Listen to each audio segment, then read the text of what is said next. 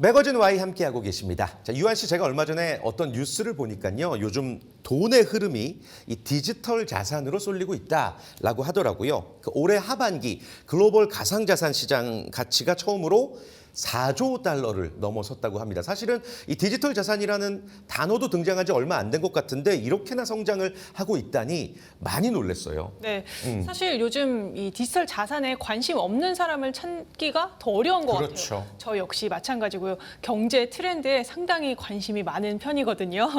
네, 요즘 또 그리고 이 세계 디지털 자산 보호들은 여행을 다닐 때 지갑을 가지고 다니지 않는다고 해요.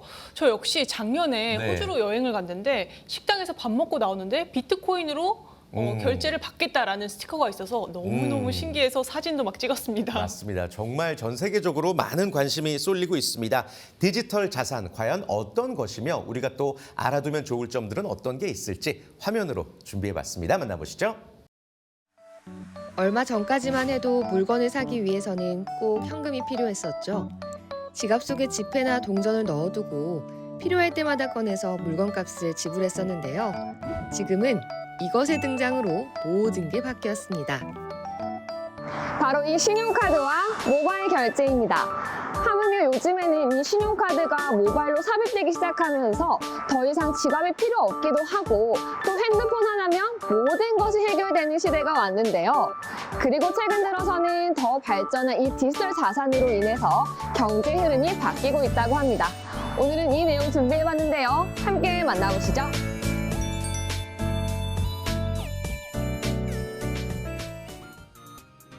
디지털 자산이란 바로 디지털 형태의 자산을 일컫는 말입니다. 즉, 디지털 형식으로만 존재하며 뚜렷한 사용 권한 또는 사용 권한이 부여되는 모든 것을 의미합니다.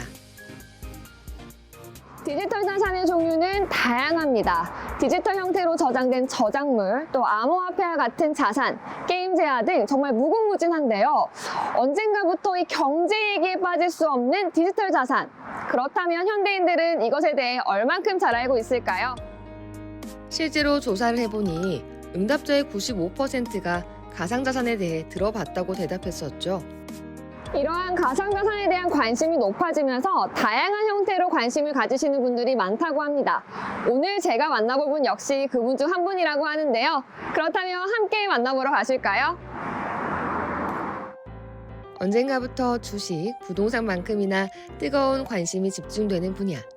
바로 디지털 자산이라고 해도 과언이 아닙니다. 국내 가상자산 산업은 짧은 역사 동안 놀라운 속도로 발전하고 있죠. 그러면서 어느덧 우리 삶 속에 깊숙이 스며들고 있습니다. 역시나 이 디지털 자산이 인기가 많다라고 느끼는 이유가 선생님도 지금 이 경제책을 읽고 계시네요. 네네. 좀 평소에 경제에 관심 많으신 편인가요? 뭐 지금 경제에 모든 사람들이 다 관심이 또 많다고 생각을 하고 있어요. 그래서 공부하면서 저는 보통 경제 뉴스, 그다음에 이제 경제에 대한 책, 신문 이런 걸로 많이 좀 접하고 있어요. 평소 경제에 많은 관심을 기울이다 최근에는 디지털 자산까지 자세히 알고 싶어졌다는 창열 씨. 저 역시 깊이 있게 아는 편은 아니라 함께 알아보기로 했습니다. 사실 지금 이 순간에도 디지털 자산 시장은 하루가 다르게 변화하고 성장하고 있죠. 우리 선생님도 그렇고 저도 그렇고 이 디지털 자산에 관심이 진짜 많거든요. 요즘에 이 많은 분들이 이 디지털 자산에 관심 있으신 이유가 뭘까요? 단순한 유행이나 투자 열풍 때문만이 아니고요. 첫 번째로 미국을 비롯한 주요 국가에서 비트코인 ETF와 같은 제도권 상품이 등장하면서 디지털 자산이 점점 기존 금융시장 안으로 들어오고 있습니다. ETF 상장은 기관 투자자와 일반 투자자 모두에게 투자 접근성을 높이고 안정성과 신뢰를 확보하는 신호로 해석할 수가 있습니다.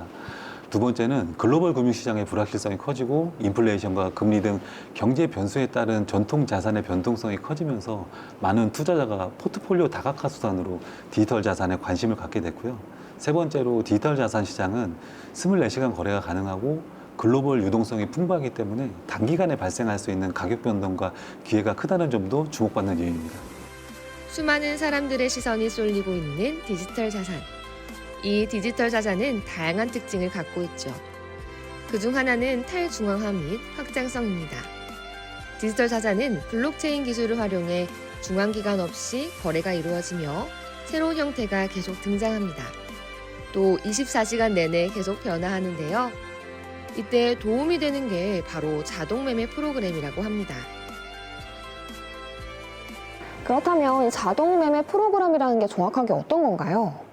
자동 매매 프로그램은 사람의 개입 없이 사전에 설정된 전략과 규칙에 따라서 자동으로 거래를 수행하는 소프트웨어인데요. 사람은 감정, 피로, 판단 실수에 영향을 받기 쉽지만 프로그램은 24시간 일관된 규칙으로 거래를 실행할 수 있거든요. 장점은 감정을 배제한 일관성, 24시간 대응, 반복 거래와 리스크 관리, 시간 절약 등 여러 가지인데요.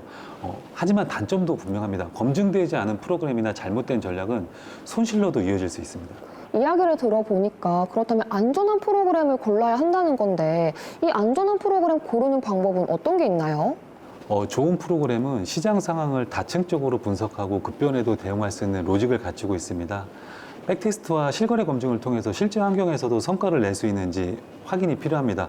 결국 자동 매매는 편리하고 강력하지만 투자자의 판단과 좋은 프로그램 선택이 함께할 때 의미 있는 결과를 만들어낼 수 있습니다.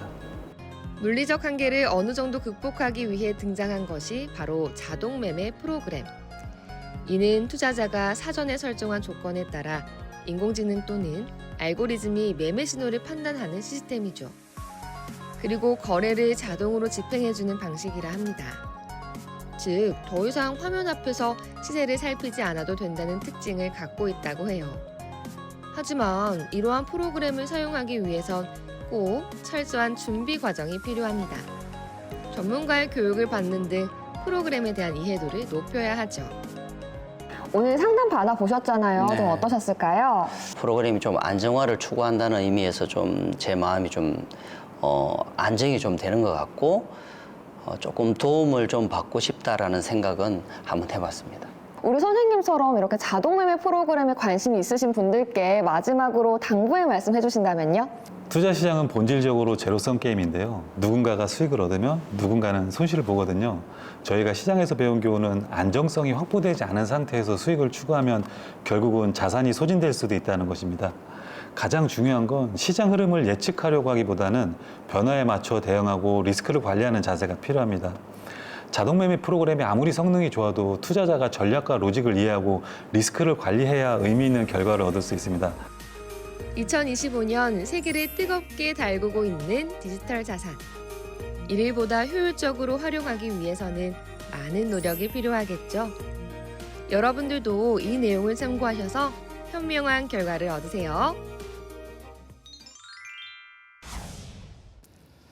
네, 잘 봤습니다. 디지털 자산 누구나 관심은 갖고 있는데 접근하기가 참 어려운 것 같아요.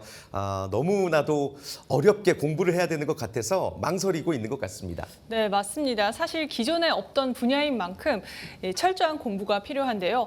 스스로 공부하시기에 좀 버겁다 하시는 분들께서는 전문가를 찾아서 도움을 받으시는 것도 네. 하나의 방법이지 않을까 싶습니다.